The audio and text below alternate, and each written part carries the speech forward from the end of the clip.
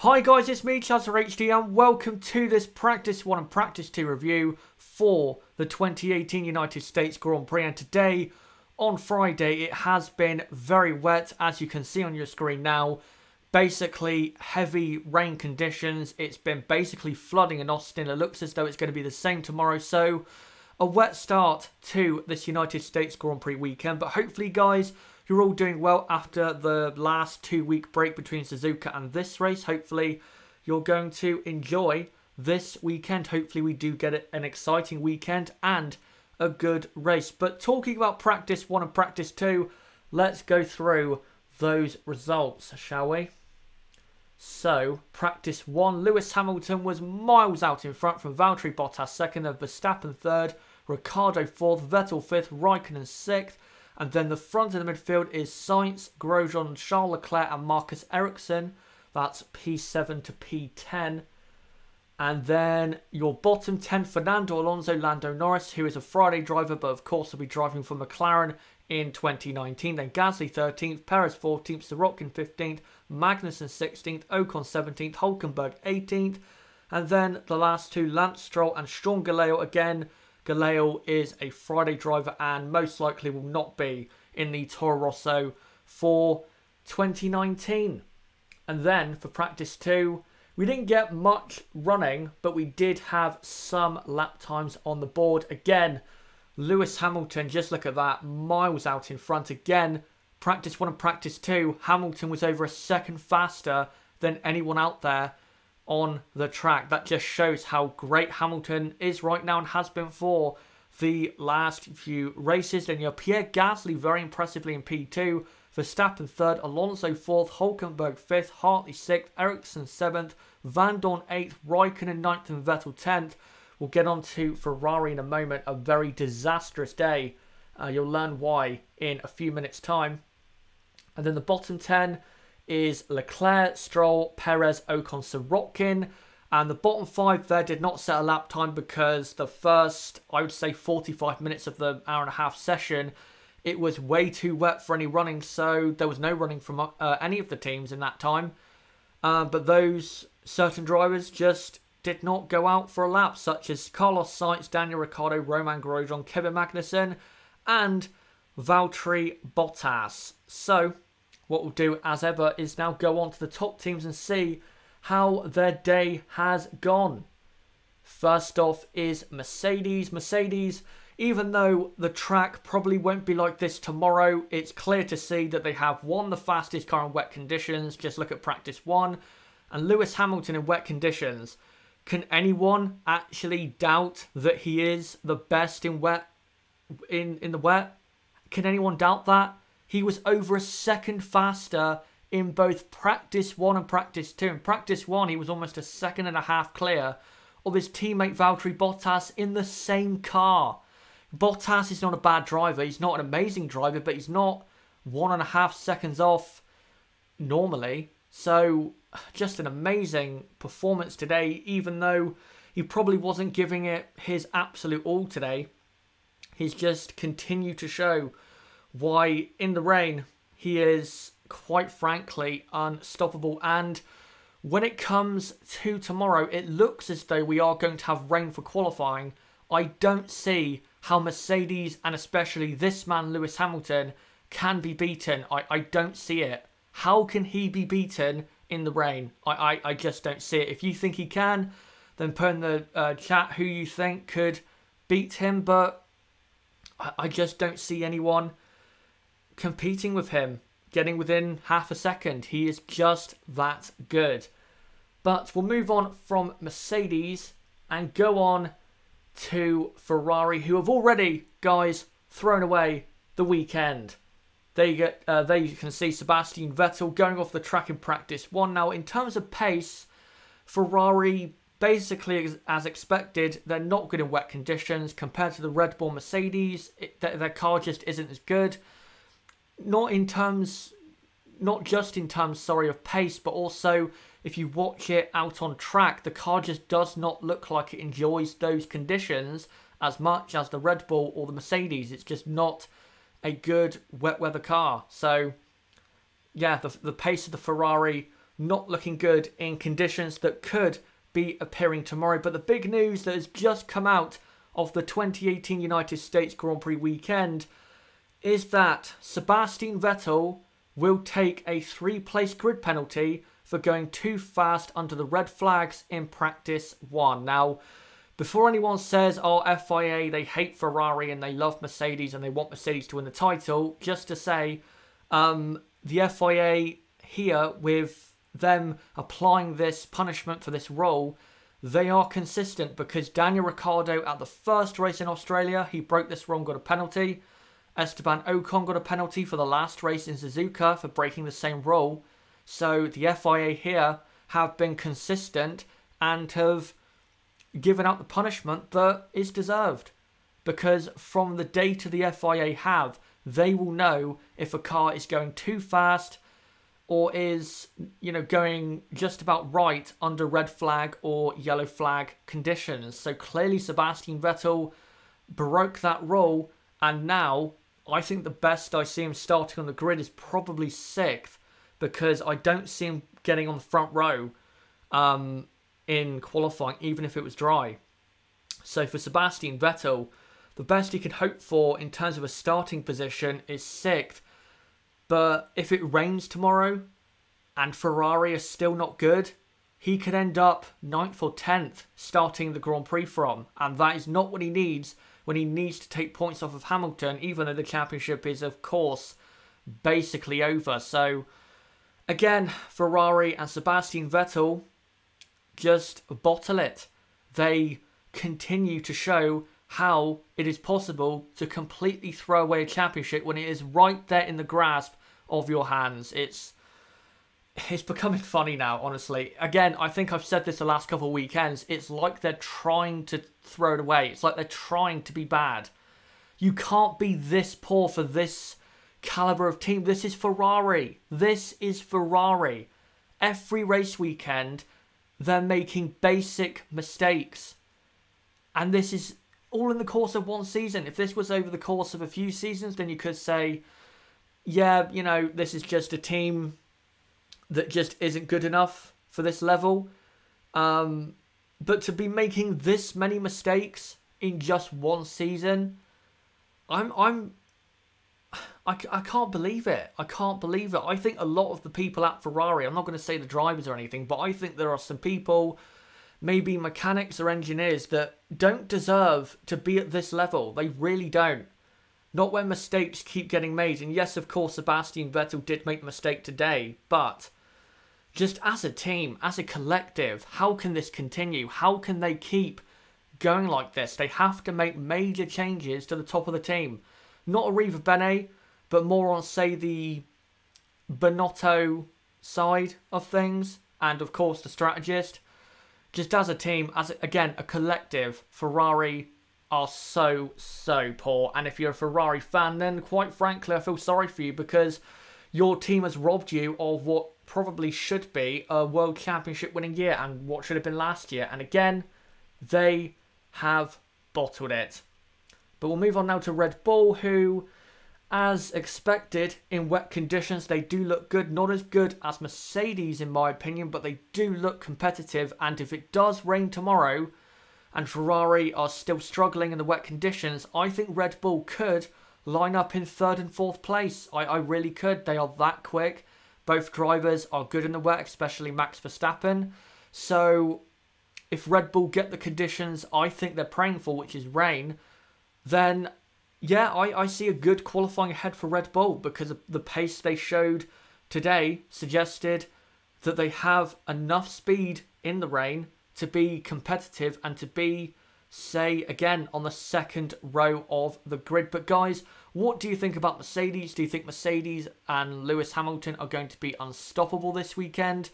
For Ferrari and Sebastian Vettel, what do you think about Vettel getting the penalty? What do you think, again, about Vettel and Ferrari just as a collective bottling it? And do you think Red Bull can compete with Mercedes tomorrow if it's wet? Or do you think they will be restricted to the 2nd row of the grid? Let's see what you guys are going to say about this. I think some people are going to have some interesting comments. especially about Ferrari. What happened to Vettel? I had after school, that's from Scuderia D. Sebastian Vettel in practice 1 went too fast under red flags. The red flag was out because of gravel on the track. And Vettel went too fast. I think it was in the first sector from the first corner up until about turn 4 or 5. He was going too fast and then he slowed down, but the damage was already done. And yet that has, and he just says, oh yeah, that's a penalty. It has been given as a 3-place grid penalty. So yeah. Oh my. I think it's Gertendra. Sorry if I've mispronounced that. Hamilton will win his 5th World Championship. Yes, he will. I think Lewis will definitely win it this weekend, especially after this penalty for Vettel. I think the best I see for Vettel now with this penalty in the race is probably 4th. I don't see him getting a podium if he starts 6th or even lower. I don't see it. Crystal Racing says Vettel is a meme. I just saw a Vettel meme as I started the stream up of, well, it was a meme called Spot the Difference, and it was Sebastian Vettel and a picture of a bottle. I think I'll leave it at that. Leon Adams, no chance Hamilton would destroy Verstappen in the rain as same car. It would be very interesting to see them two in the same car in dry or wet conditions. I think in the wet, Hamilton would have a slight edge. But I think Max is closer than people probably think. I think he's probably closer to Lewis in the dry or wet than people probably think. Right, I'll try and read out all your comments, guys, so I don't miss a single one. Tonka Toy Truck, the rain tomorrow is really going to make things interesting. It is. Hopefully it does rain, because I think having a wet qualifying will throw up a lot of surprises. We will get, I think, a couple of midfield cars right up there in the top 4 or 5 on the start grid from what I've seen so far. So yeah, I'm hoping that we get a wet qualifying. Scuderia D also wants some rain. Andrew Drury, Leclerc is pretty poor in the wet, and the Ferrari car is very poor in the wet. Oh dear. LC Games joke penalty. Could you go deeper on that? Why you think that is a joke? I don't think it is. You know, the rule's there. He broke it. The FIA have punished drivers this season already for that, so you can't say they're not consistent when it comes to that rule. Can Max with time be better than Hamilton? That's from Gina. I think he can. I think him and Charles Leclerc are the only young drivers I have seen that can be better than Lewis and be on that, say, Senna or Schumacher level. They're the only 2 drivers I think that have the potential to be that good. I don't think Ocon can. I think Ocon would be lucky to achieve half of what Hamilton has done in his career so far. I think probably the same for Norris, Russell and Gasly. I mean, I like Russell, for example, but I don't think Russell is quite that good. So yeah, I'd say Verstappen and Charles Leclerc can get up to that kind of level. Andrew Drury, Leclerc technically caused Vettel to get the penalty. Yeah, I guess he did. Maybe he's starting the mind games for 2019 early, but obviously he's not. Just looking through the chat to make sure I didn't miss a comment. I think there was one from Ronan Brady. Oh, what a joke to have a red flag for gravel, though. Someone needs to be fired. We see the red flag too often since 2015. The red flag was ridiculous because it wasn't that much gravel, and, you know, the cars can easily clear that away because as they go past, the gravel will then brush out of the way because of the force of the car coming past. So, yeah, I don't get why there was a red flag, but there was, and Vettel broke the rules. The reasoning for the red flag was ridiculous, that's for sure, but I think when it comes to what Vettel did under red flag conditions, he broke the rules, so he has to be punished. Right, just make sure I cover all of you guys' comments. Josh Besson, will Vettel win with Ferrari? I think this question has become a lot more interesting than, say, it was a couple years ago. I think if you asked me a couple years ago, I would have said absolutely yes, he will eventually win a title with Ferrari. But right now, after 2017 and bottling it there, and 2018 where they've gone just crazy when it comes to throwing away results, I'm not sure Vettel will. I'm really not sure he will. I think right now, I have more hope that Charles Leclerc will win with Ferrari than Vettel, because one, Leclerc is a lot younger, of course. Leclerc has shown us his supreme talent in the Sauber and could go down to be a better driver than Sebastian Vettel. So I have more trust in Leclerc being more of a success with Ferrari. I also think it depends on how the Ferrari car in terms of pace is, say in 2019 or 2020.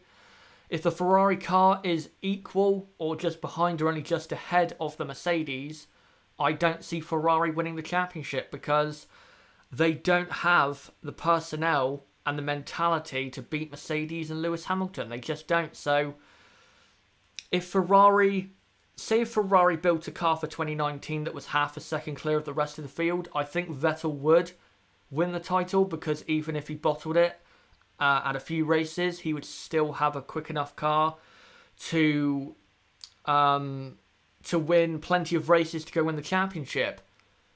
But because this year, even though at times his car has been faster than the Mercedes, it's not been too fast.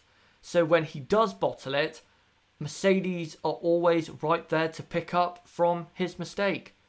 So right now, I'd have to say no. I don't think Vettel will win with Ferrari. Ronan Brady, excellent video, by the way, on the Ferrari battery. Thank you very much on that. And I just want to say, guys, thank you so much if you're a new subscriber after that video. And if you did watch that video, thank you so much. That video now has, I think, 10,000 or 11,000 views. It's done so well, a lot better than I thought it would. Thank you guys for coming along and interacting with that video. It was a good one to make, very interesting. And I just want to announce there is going to be a follow-up / part 2 to that video.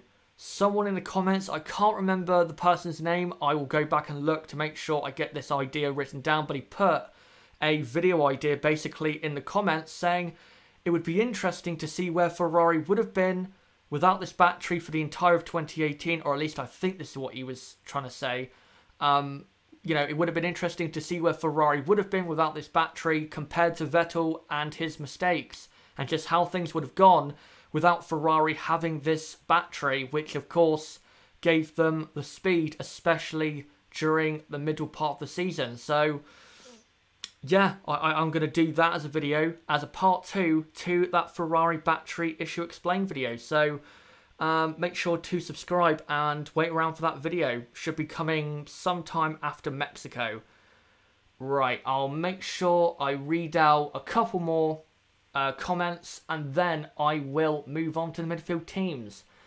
LC Games, how can you have consistency in one rule and not another? Blocking, for example, the FIA gave Vettel a penalty at Austria when similar incidents weren't punished in a similar way. I understand your point, that they don't apply all the rules consistently, but that's not the point I'm making. The point I'm making is that they've applied this rule consistently. The blocking rule, they don't apply that consistently at all. For example, in Canada, Vettel was on a lap at the end of Q2 and he had about 5 cars parked on the apex of the last chicane. And that was clear blocking, but that wasn't punished because Sebastian Vettel had already made it into Q3. So, yeah, they do lack consistency on that side, but if you look at just this rule, you can't say they're inconsistent and that they're only punishing Vettel for certain reasons and only punishing Ferrari for certain reasons. Paul, I think, is it Paul? Let me just look. Is it Chieri? I can't quite read that from here. Red Bull with a Honda engine is unlikely to win championship in the near future. I think for 2019 and 2020, absolutely no. But after that, if Honda continue to sorry, just trying to get my words out, continue to develop, and Red Bull and Honda just as a partnership keep evolving and getting better together, then maybe after 2021, maybe Red Bull can start winning races and maybe contend for a title. But I definitely think 2019 and 2020, it's going to be all about development. And I don't think Red Bull will stand a realistic chance of winning the championship or contending for one. I just don't see it. But we'll move on from the top teams. By the way, thanks to I think it's 75 people watching live. Great to see you coming along. It's almost 10:30 at night here in the UK, so I'm a bit surprised so many of you have come along, so thank you for coming along. And if you haven't subscribed, then don't forget to either on the bottom right of the screen or click on my channel name for more content like this over the US Grand Prix weekend.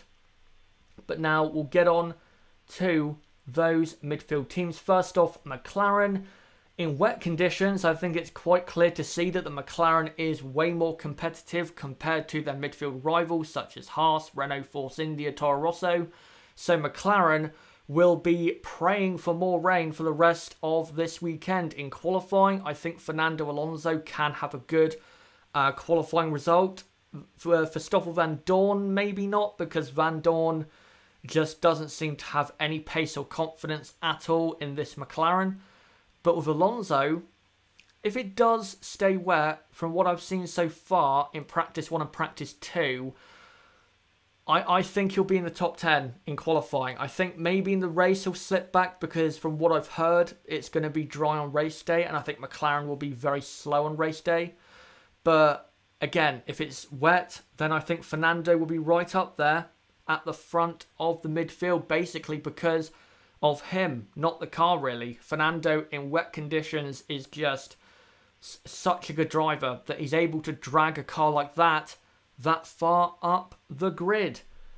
We'll move on now to Renault. Renault also looking good in the wet. Carlos Sainz in practice 1 was in P7, and then in P2, I don't believe he did a lap, did he? No, he didn't, but Nico Hülkenberg did and was up in P5. So Renault clearly have good pace in the wet conditions as well. Not really a surprise if you look at 2018 when it rains. The Renault car does tend to be one of the best cars in the midfield, so not really a surprise. They're also going to be praying for rain tomorrow because if they can, in the wet, qualify ahead of Haas, then they have a chance of beating them and maybe outscoring them in the race. You never know. Maybe Renault will have good race pace, whether it's dry or wet on race day. But Renault, they should, if it does rain tomorrow, they should be having at least one car, say P7 or P8, and then maybe the other car 10th and 11th. They definitely should be a lot more competitive than they would be in dry conditions here at the Circuit of Americas. And then we go on to Force India, who in the wet, they don't look that good, to be honest. Not really that big of a surprise because Force India have never really been great in the wet conditions. They've had great results before, but their car generally has not always been one of the best cars known to be going well in wet conditions. So, you know, not really a surprise that they were down in, I think it was P11 or P12. I'm just trying to think. I think it was P13 and P17 in practice 1. So, again, not really a surprise. And for qualifying, they should, even though their car is not going to be as good in the rain as it probably would be in the dry, they should still get a car, I think, maybe just on the outside, not on the outside, or just inside, sorry, the top 10, and then maybe the other car just on the outside of the top 10, because their car is, I think, all around the best car in the midfield. It was in Suzuka, it was in, I think, Singapore, at Spa, at Monza. Force India do have a very, very good car, and even though the rain might hamper you know, a very good and strong performance, they should still, I think, get some kind of result out of tomorrow. But guys, what do you think about McLaren, Renault and Force India? Do you think McLaren with Fernando Alonso can get into the top 10 because of Alonso's supreme talent in the rain? For Renault, do you think the rain is going to help them get into Q3 and maybe beat Haas in qualifying? Do you think that is possible in the rain? And for Force India, again, in wet conditions, where do you think Force India will end up? Do you think they'll be poorer than, say, Haas, Renault and McLaren? Or do you think they'll be a bit better than I'm expecting? Where do you think these teams are going to be once we get to qualifying? And qualifying, again, it looks as though is probably going to be wet. Maybe not full wet, you know, in terms of they're going to have to need the full wet tyres. But it looks as though it's probably going to be intermediate tyres for the entire session tomorrow. Right, let's just look at the chat to see what you guys are saying about these midfield teams. Rookie Sim Racer, it's 5:30 in the US Eastern Time, 4:25 here in Texas. That's a good thing for you guys in North America who are fans of the channel and are subs. Of course, this race, Mexico and Brazil, is very good for you. So, yeah, it's good to have you along, and hopefully you'll be able to tune in more because the streams are basically at your perfect times, I guess. JB Ocon will get a good quality result in the wet. We'll see. Ocon's never... I've never really known Ocon to be great in the wet. I can't really remember a great performance from him in the rain. So, well, you had a Monza in 2017 where he qualified, was it 5th? So, maybe. But, again, he's not known to be one of the better drivers in the rain. Andrew Jury, McLaren should be even more embarrassed than Ferrari in terms of how quick their car is. Yeah, I think, yeah, McLaren should be embarrassed. And also Williams, Andrew Jury says Belgium when it comes to, and JB says Spa 2018. Yep, that's another one. But I will say I think Ocon did benefit and Perez did benefit massively on the track drying out so much. I think that's why they ended up in those positions. So they did get a bit lucky. Sorry, a bit lucky. But I guess if you're not there to pick up after others' mistakes and if you're not there to capitalise on better conditions, you're not going to get the results, are you? Nathan, Force India should show a good race pace. They seem to now be good at every track. I said this in my preview, which, by the way, if you haven't checked out yet, is in the description down below. I said in my preview that they're basically back to the same level they were at in 2017, 12 months ago. This time last year, I think they finished in 7th and 9th at the US Grand Prix. I think they should finish in the same position if it's dry. They have the pace to do so. So they really should go out there and get that result. Just looking at some more comments. Tonka Toy Truck. Alonso could pull out a good race, but it will be based on DNFs for others. Yes, it will. In the dry, even if Fernando qualifies in 6th, I don't see how he can finish in the points because even though Fernando Alonso is, of course, great, you know, in a car that's not that good, or is quite terrible actually, and he's dragging that car into great positions, even he will not be able to keep that car in a 56-lap dry race in the points. He won't be able to. He will need to be very lucky. He will need maybe safety cars, something like that, some chaos basically. That's what he'll need. So I think he'll be hoping that maybe by some miracle it does rain on race day as well. Right, I'll just make sure I cover more of you guys' comments. Imagine if Alonso was still in a Ferrari. If Alonso was in the Ferrari this year, I think Alonso would be leading the World Championship. I know that sounds a bit ambitious, but Vettel has made a lot of mistakes this season. You do have to remember that. JB noticed that Gasly is quite good in the wet. Hungary quali, Japan quali, and USA FP2. He is a good wet weather driver, but as we'll get onto in a minute, that's not going to mean anything once we get to qualifying, unfortunately for him. Motorsport Tube, what is worse, McLaren, Ferrari, or Williams?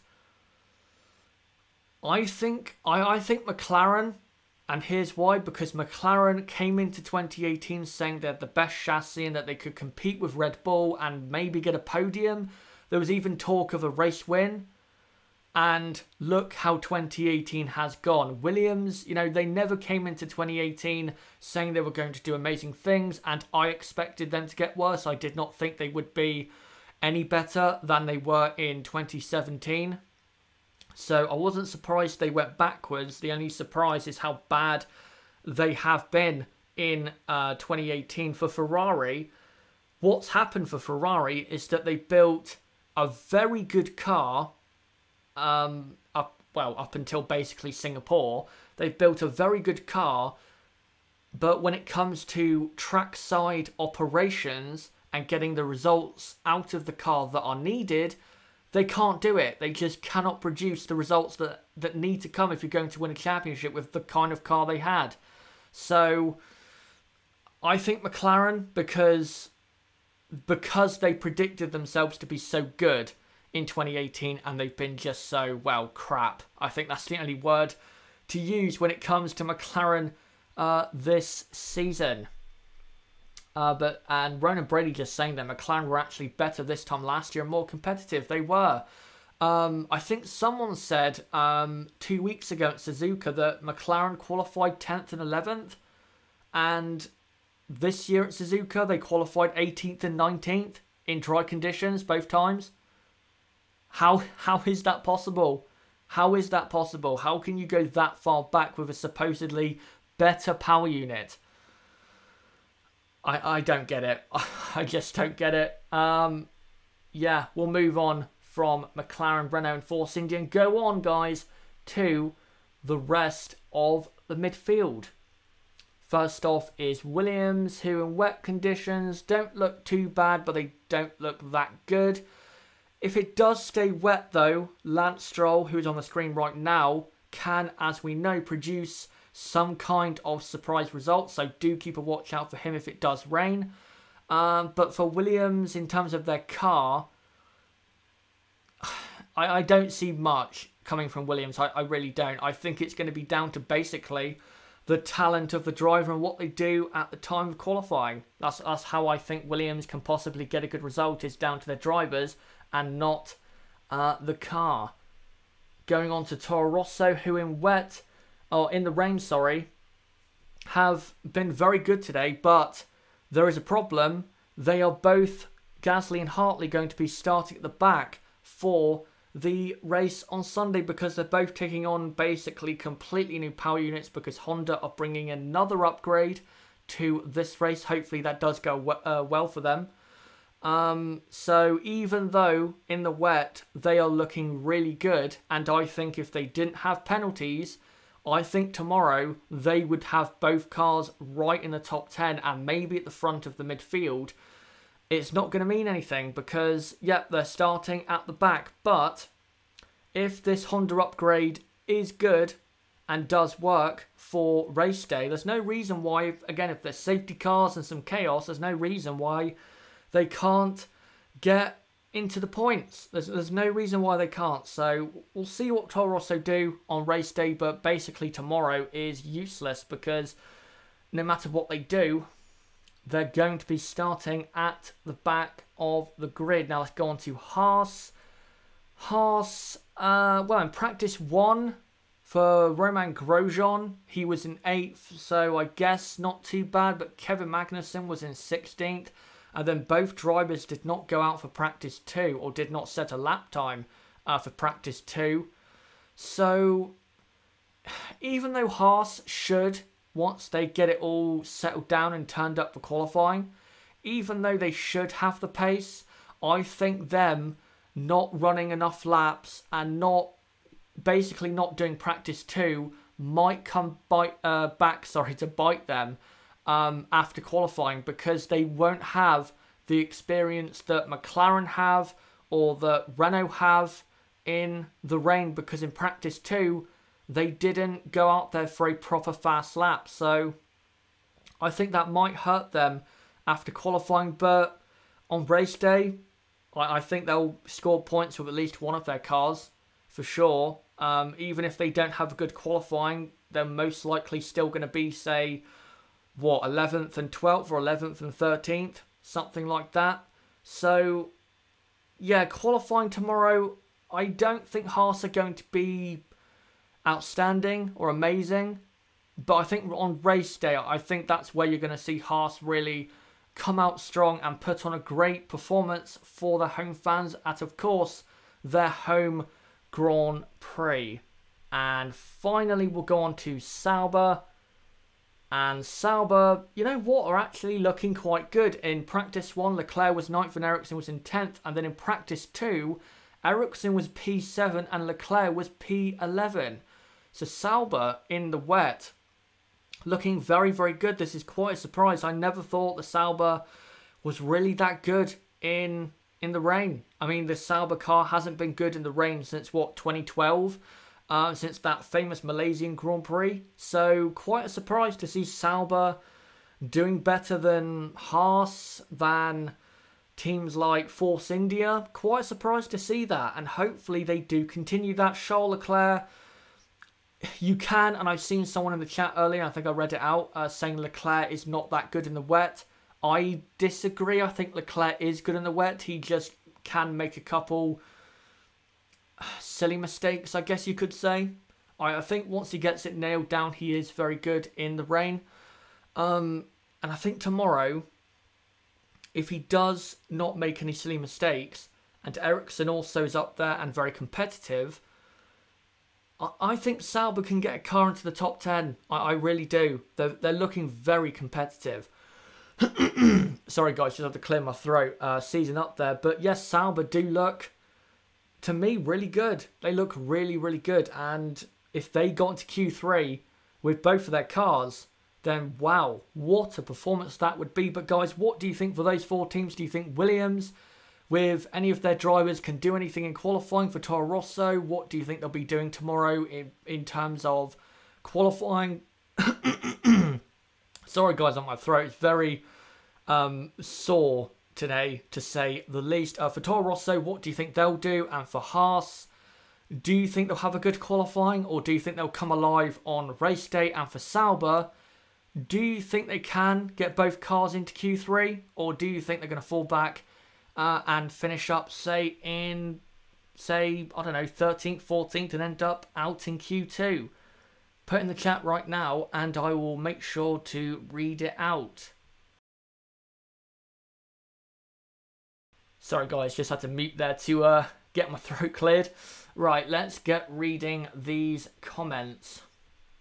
Josh Besong, Leclerc has a higher ceiling than Vettel. I agree with that. That might be controversial to say, but I agree with that. Leclerc will be the next champion outside of Hamilton. That's from John. It's possible. It's definitely possible. Logan Butcher, why aren't you on the F1 Words live streams anymore? That's basically down to him. You'd have to ask him why I'm not on his streams. I'd love to go back on his streams, but it's his decision. Of course, at the end of the day, he runs the channel, I don't. So you'd have to ask him, because at the end of the day, he doesn't have to have anyone on his channel he doesn't want to. So yeah, go ahead and ask him, and hopefully he'll give you an answer. I think he did answer someone on Twitter a few weeks ago, and it's basically the truth, I think, on why I'm not going on the streams right now. And it's basically to do with me as well, because I am putting so much work into my new channel. Of course, I restarted in the middle of the summer, so I don't have as much time to go on other people's streams as I did before. So yeah, make sure to ask him, and I'm sure he'll try and give you an answer to that. JB, let's hope the American team can do well here at the Circuit of Americas. Or, I know, America. Why do you always do this, JB? Americas. Why? Warren M. Leclerc just needs experience in the wet. This weekend will help. It will. If it's wet for practice 3 and qualifying and he can continue to maintain some consistency and not make a mistake like he did in practice 1, which caused Vettel's penalty and caused the red flag, then yeah, I think he should get a bit better in wet conditions. But I think he's good enough in the wet anyway at the moment. He just, again, as you said, needs more experience. Ronan Brady, I just assumed you weren't on it because you were so busy on this one. Yep, that's basically the reason. I'm putting a lot more effort into this probably than I was on the other channel. So yeah, I just don't have the time to go onto other people's streams anymore. I may do in the future, but we'll have to see what happens. Right, let me just go through the chat so I can read out people's questions and make sure I do not miss out on any of your comments. Dan Fiend, thanks mate, great stream. If anyone hasn't checked out Chazza HD's videos, or Chazza HD F1's videos, I highly recommend subscribing. The content is amazing. The storytelling skills he has explaining the happenings of, I guess he's saying, are great. Thanks so much for saying that. And as well as he said, don't forget to subscribe either bottom right of the screen or click on my channel name. We do this for every race weekend. I will show the next 2 live streams or videos, I guess you could say, coming up on the channel at the end of this stream. So if you're wondering what the next videos are going to be when it comes to this race weekend, then stick around until the end of the stream and then I will let you know. Right, hold on, I'm just trying to make sure I get all your comments still. Tonka Toy Truck, only the best who make the fewest mistakes will get through qualifying in the wet. A dry race will give those who mucked up a chance to redeem themselves. I think that that's going to make for an interesting race and quite an exciting one, kind of like we had at Suzuka, because you'll have guys with faster cars having to pass guys with slower cars. For example, Sebastian Vettel, if he qualifies in 5th, then he'll start in 8th and he'll have to pass a couple midfield cars and might mess it up. He might do. He has messed up passing cars this season. Just look at Max Verstappen in Japan. So, might get some excitement there. We might get some excitement from maybe Haas. I think starting lower down than probably they should. I don't think Haas will be right at the front of the midfield in the rain. So I think we'll get a good race on Sunday. I really do. I think we'll say from like P5 all the way down to P13 or 14. We'll get a very close and exciting race. JB, you are so committed to this new channel. That's why your community is growing rapidly. You're naturally a great YouTuber. Thank you very much for that, mate. Yep, I'm putting a lot more effort into this because I basically learnt some new lessons over just doing YouTube on the other channel. And I'm putting that into this channel. And it seems as though it's working, I think. Nathan, I love your faith in Vettel messing up. I'm not saying he's going to mess up and that I absolutely know it's going to happen, but come on. Given what he's done this season, do any of you guys 100% believe in Vettel to pass someone without making a mistake? I mean, come on. It's not a guarantee anymore. I mean, if it's Lewis Hamilton or even Daniel Ricciardo, I wouldn't have any doubt about them getting past a slower car and not making a mistake. But with Vettel at the minute, just because of how unconfident he is and the amount of mistakes he's making, I don't have any trust in the guy. I wish I could, but I really don't. Josh Basung, Vettel is done. Well, for this season. Hopefully he does bounce back in 2019. Motorsport Cube, do you think Haas will get through to Q3? I think at best they will get one car into Q3. I don't think they'll get both cars through. I don't think their car is quite good enough in the rain. But I wouldn't be surprised if they ended up, say, 13th and 15th, or 11th and 12th, or 11th and 13th. I think a Q2 knockout for both cars is, well, quite possible. Ronan Brady, do you think a sabbatical for the rest of 2018 would do him good if he could take one? If he could, I'm pretty sure he would, just for his mental state. But, well, he can't because he'd probably be fired by Ferrari. Josh Basong, where do you think Red Bull end up in qualifying? In the wet, I'm going to go 3rd and 4th. If it dries out, then I will go 5th and 6th. And where do you think Renault will be? That's a Motorsport Cube. In the wet, I think kind of like Haas. They'll definitely get a car into Q3. But I think them getting both cars into Q3 is a lot more likely than it is for Haas, because the Renault is just better in the rain. As Tonka Toy Truck says there, don't forget to join in on Discord, the easiest way to stay in touch with upcoming podcasts and videos. I completely echo that. It is. If you want to keep up to date with my videos in the best way possible, then in the description there is a link to my Discord, and you can join the server there. That is the best way to keep up to date with my videos, because unfortunately the YouTube notification system is terrible. So yeah, don't forget to join the Discord server for more content that you'll get notified for, at least. But guys, before I go, we need to cover some news that happened yesterday at the US Grand Prix weekend. And that is that Sergio Perez has been confirmed he will be driving for Force India in 2019. Alongside, well, we don't know yet. I think it's going to be Lance Stroll, because, of course, if Lawrence Stroll is basically buying out the team and investing in the team, then why wouldn't Lance be driving? I don't see how Lance is not going to be in that second Force India seat. I just don't see how that won't happen.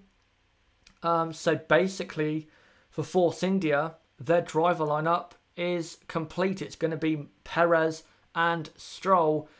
But, of course, that means that Esteban Ocon is out of Force India, and the only hope he has now is Williams. That's the only seat that he could possibly get. He's not going to get into the Toro Rosso because he's not going to leave Mercedes and leave that contract. So for Ocon, his only chance and his only hope is the second seat at Williams, alongside the soon-to-be F2 champion George Russell. Quite sad, honestly, to see Ocon out of Force India. He clearly does deserve to be, I think, at Force India more than Sergio Perez. I really do like Perez, and I think he has had a good season, but not as good as Ocon. Absolutely not as good as Ocon. So, sad to see for Esteban, but I am pleased to see that Sergio has earned another year at Force India, and hopefully can add to his tally of podiums like he did this season. Hopefully he can add to that in 2019. But guys, what do you think about this piece of news? Do you think Perez deserves to be at Force India? Do you think he does not deserve to be at Force India? And for Esteban Ocon, now that basically the driver lineup is confirmed at Force India, where do you think Esteban Ocon is going to end up? Do you think it'll be at Williams? Or do you think he's going to be the Mercedes reserve driver for 2019? Put in the chat right now, and for the next 5 minutes, I'll read out what you guys are saying about this news. JB, if Ocon doesn't get that Williams seat, then I will set up a new F1 team myself. It will have Ocon and Palmer as our drivers, and we will win the title. I'll just show that message, because even though it's a bit insulting, it's an opinion. Emmy says Perez is a bleep. You know, that's your opinion. I can understand why people don't like Sergio Perez. I fully get that. For example, what he did at Singapore this year was pathetic, and very poor. But I think as a driver, he definitely does deserve to be at Force India. And in F1, he definitely does deserve it. Warren M. If Mercedes had wanted Ocon in Williams, they would have pushed him over Russell. He will be Mercedes' test driver. That's a very good point you make. And I think that basically confirms that, and confirms what I think, is that he is not going to be at Williams. I don't think Ocon will get that seat. I don't think Kubica will get that seat, even though I think he now has a $10 million boost in terms of cash to try and get the Williams seat. I think at Williams it's going to be Sirotkin and Russell, not Ocon and Russell, not Kubica and Russell. It's going to be Sirotkin and Russell because Williams need the money. Martini are leaving at the end of 2018.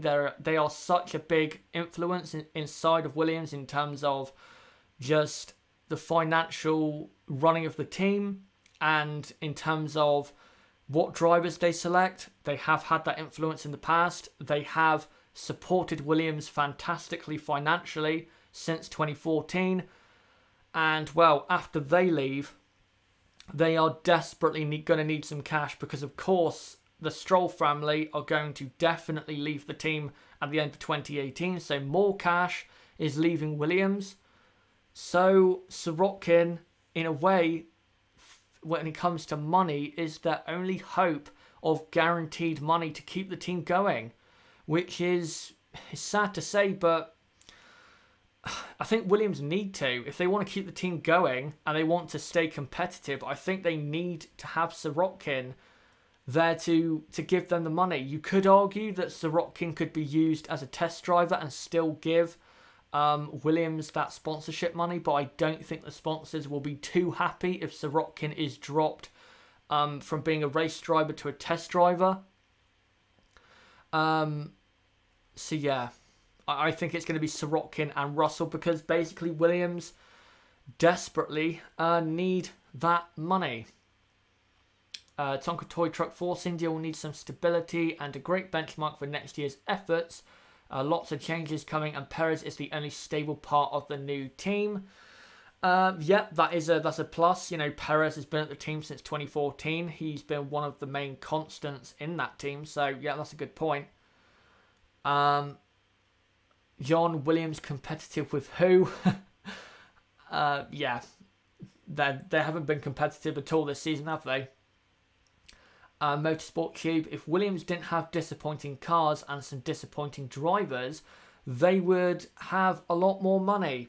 That is the point of, I think, a lot of people when they're saying don't select pay drivers to drive your car because you can get more money from prize money. But, you know, they do what they do. I understand why pay drivers are in F1, and I'm actually going to do a video on this, and I've actually had to delay this video now for about 3 or 4 weeks later than I was going to upload it because of this Ferrari battery issue and you guys wanting that video. So of course I had to do that video and it went over well.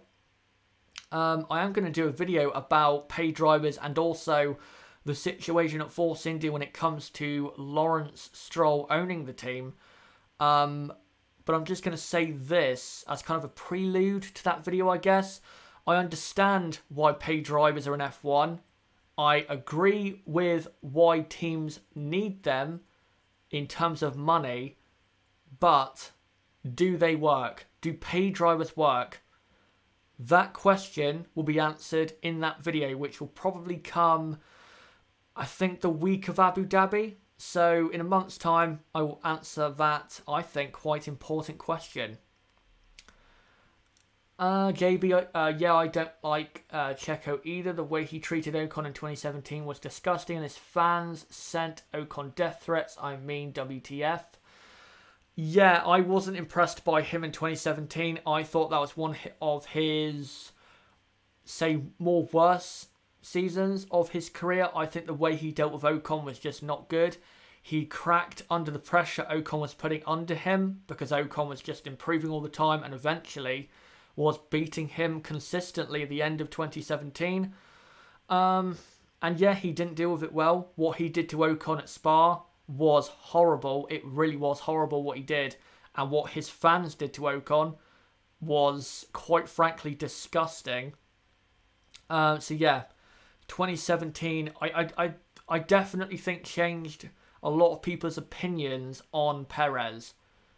And it did change mine a bit, because before then, I really liked the guy. But after that, I definitely have a different opinion of him, for sure. Warren M. Williams' situation is exactly why Raikkonen to Sauber is the best solution for sponsorship and marking rookie performance. Yeah, I see your point on that. Right, I'll just make sure I don't miss out on any comments. I'm about to come to the end of this stream, so I'll make sure to read any that I may have missed. Just looking now. There's a good one here from Nathan. Do you think Renault redesigning their engine for next year will be a good thing, or set them back at first? If it goes well, then they will be closer to the top three, but they're not going to be, you know, getting podiums and winning races. They're really not. They're way too far off right now, and I don't see how they're going to make up 1.5 seconds over, 2 months. They are a big company, and they probably will make up some time on them, but I don't see them making up that amount. So if it goes well, they'll be closer, but I'm not sure it will go well. I'm really not sure it will, because they make so many promises and, well, they don't come off.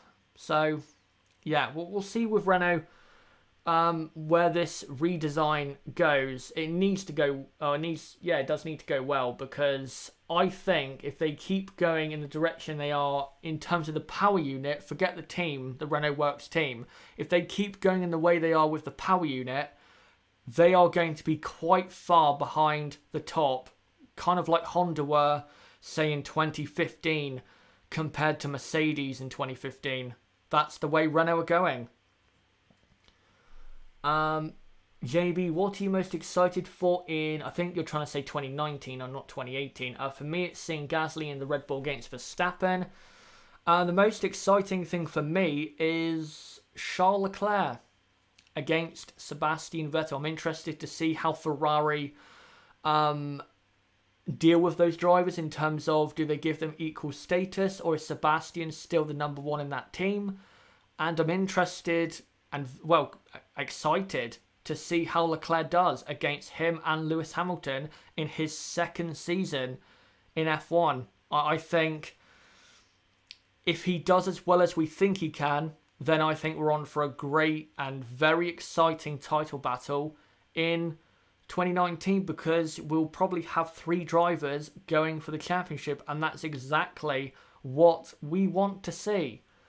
But we'll move on from that and come to the end of this stream, guys. Thank you guys for coming along and watching. We hit, I think it was about 85 people watching live. I just want to thank you guys, because again, in the UK it is quite late. We're only about an hour away from midnight. I know in America, in North America, it's basically perfect time, so thank you guys for coming along at a much better time than it was, say, at Suzuka. So again, thank you guys so much. But here, guys, is what is coming up on the channel for the next 2 videos and what's coming up tomorrow here on Chazza HDF1. On Saturday night, the US Grand Prix qualifying watch along will be going live at 9 PM UK time, because qualifying starts at 10 PM UK time. We will go live until 11:30 PM, so we'll do about half an hour, you know, reacting to what's happened in qualifying, and then about 2.5 hours after the qualifying watch along ends, about 2.5 hours later, will be the qualifying review live, and we'll just for an hour go through all the teams and review how everyone did in qualifying. And just to let you guys know, in case you didn't know, the qualifying and race reviews from now on this channel will be live. With the race reviews, they will still be 4 PM on a Monday afternoon / early evening, but they will be live for about an hour and 15 minutes. In case you didn't know that, then, well, there you go. And I just want to say, I know, you know, going live at 2 AM UK time, that's, well, very, very late, but I'm afraid, because qualifying starts at 10 p.m, that's basically, you know, the cards we've been dealt with. With the qualifying reviews, the aim is to go 3 hours, or is to go live with those reviews of qualifying 3 hours after this qualifying session ends. So for Mexico, it will be quite a bit better because I'll go live at 11 p.m. and not 2 a.m. So I understand that's going to be very hard for you guys in Europe and the UK to come along and watch that stream. But just to let you guys know, if you can't make it, no problem. You know, just make sure you catch up on it in the day leading up to the race. You don't have to watch it live if you don't want to. If you do, though, come to it live, then, well, that's just enables you to give you a better chance of interacting with me live during the review. But if you can't make it, no problem. Just make sure to catch up on it the next day leading into the race. But guys, again, thank you very, very much. And until tomorrow for the qualifying watch line, I'll see you all then. Hopefully you can all come along and interact as always, and we can enjoy what is probably going to be a wet and wild qualifying for the 2018 United States Grand Prix. So hopefully, guys, I'll see you all then. Good night and see you tomorrow.